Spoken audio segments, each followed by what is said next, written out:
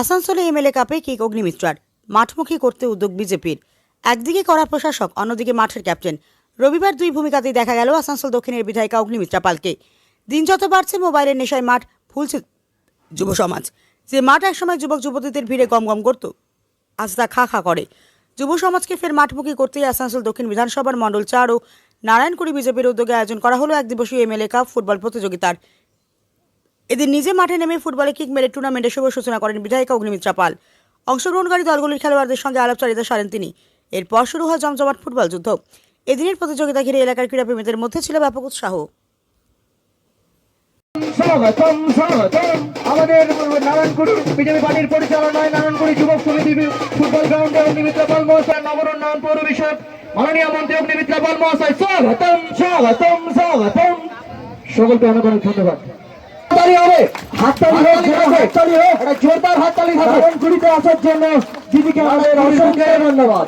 নারায়ণকুড়ির বুকে এবছর এই নারায়ণকুড়ি জনতা পার্টি বিজেপি জনতা পার্টির পরিচালনায় এই প্রথম বছর এবছর একটা দিদি কিছুক্ষণের মধ্যেই বেরিয়ে যাবেন, প্লেয়ারদের সঙ্গে একটু পরিচয় পর্ব সেরে নেবেন।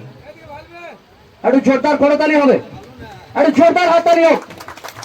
আমরা আমাদের সকলের প্রিয় দিদি, আমাদের সকলের চোখের মনি মাননীয় অগ্নিমিত্রা পাল মহাশয়কে সম্বর্ধিত করে নেওয়া হচ্ছে, ব্যাচ পরিধান করে বরণ করে নেওয়া হচ্ছে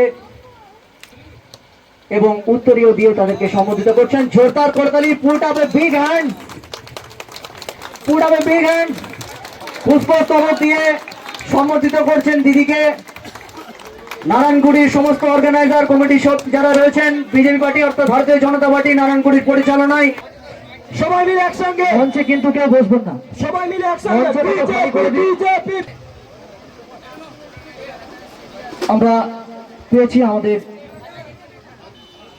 আপনারা সকলে জানেন যে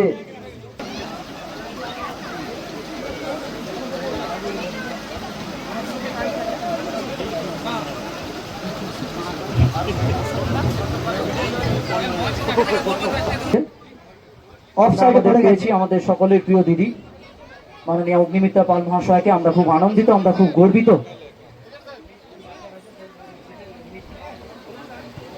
সমিতি ফুটবল গ্রাউন্ডে আলোচনা করা হয়েছে, যে আয়োজন করা হয়েছে তার আমরা শেষ লগ্নে ঠিক আগের লগ্নে এসে উপস্থিত হয়েছি।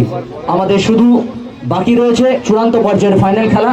একটা টিম অলরেডি আমাদের ফার্স্ট সেমিফাইনাল থেকে প্রবেশ করে গেছেন, যে টিমটি হলো বানপুর একাদশ, এবং এই খেলায় যে টিমটি পরস্পরের প্রতিদ্বন্দ্বিতা জয়লাভ করবেন সেই দুটি টিম আমার চেষ্টায় রয়েছেন। সুযোগ রয়েছে আমাদের যা বলছে তাতে এখনো পর্যন্ত স্কোর লাইন